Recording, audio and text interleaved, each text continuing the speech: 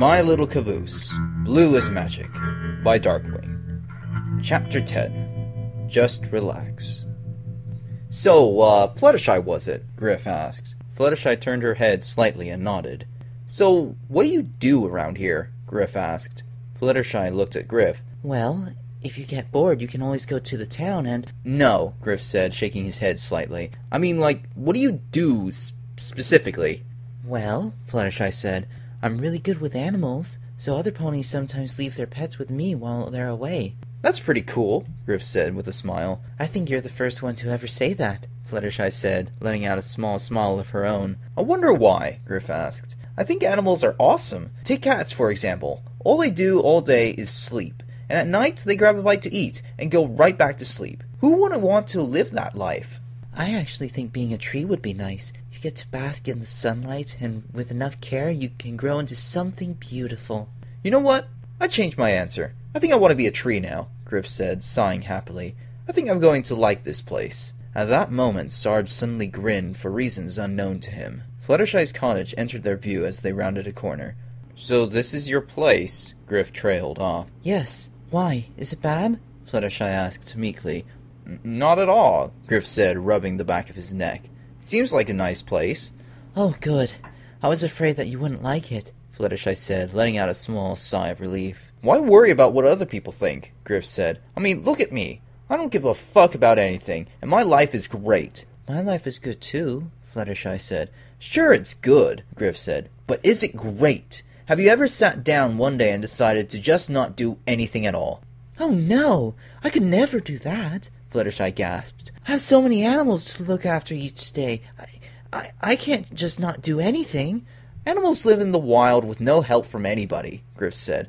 I think they can handle a day of being left alone. You should try it sometime. Let's go inside, Fluttershy said, shaking her head.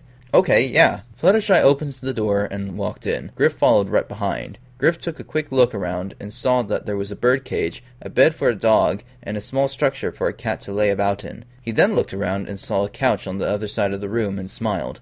I'm sorry, but I don't have any spare beds here, Fluttershy said, hunching down. That's okay. I'm perfectly fine sleeping on a couch, Griff said, walking to the opposite side of the room. Are you sure? Fluttershy said. I could try and find... Nah, don't worry about it. It'll just be like my days in college. Before I dropped out, Griff assured her. And you got to stick to your guns. If you don't have a bed, make do. Don't go out of your way for everybody. Nobody likes a doormat. Just look at Simmons. He works his ass off, and nobody pays him any attention. Isn't Simmons your friend? Fluttershy asked, frowning slightly at Griff's remark. Yeah, I guess, Griff said. But we aren't exactly what you'd call a band of brothers. Sure, we've been through hell and back, not to mention Sarge. We were together, but other than that... Fluttershy stared blankly at him, then shook her head. I hope you sleep well, Fluttershy said, quietly cutting him off. Yeah, you too, Griff said, closing his eyes. What a weird pony, Fluttershy thought to herself. How can you be happy if you have nothing to care about?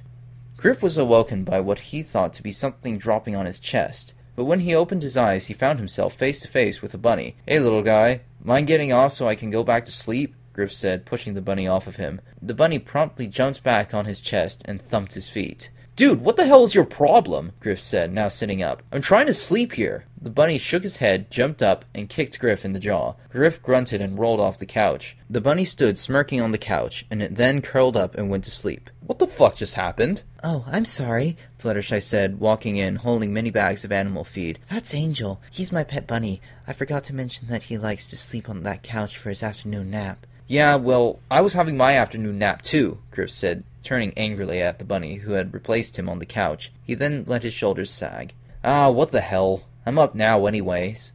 What are you doing? I'm giving everyone their lunch, Fluttershy said. I can make you something if you want. Really? That would be awesome, Griff said happily. I haven't eaten in 9 years. Oh my, Fluttershy gasped. A whole 9 years? Figure of speech, Griff said, rolling his eyes. Oh, okay, Fluttershy said. Follow me to the kitchen, and I will make you a sandwich after I feed the animals. All right, Griff said excitedly, following her into the kitchen. When she opened the door, he was surprised to see that the room was packed with animals. Wow, it's like you have your own petting zoo, Griff said sarcastically. Thank you. Griff rolled his eyes. It will just take me a minute to feed them all, Fluttershy said, opening a package of food, pouring it into a bowl. Here, let me help, Griff said, grabbing another bag. Thank you, Fluttershy said. What do you plan on doing after? After what? Griff asked. After you've eaten, Fluttershy replied. Once you get to know me, you'll feel pretty stupid asking me that, Griff laughed.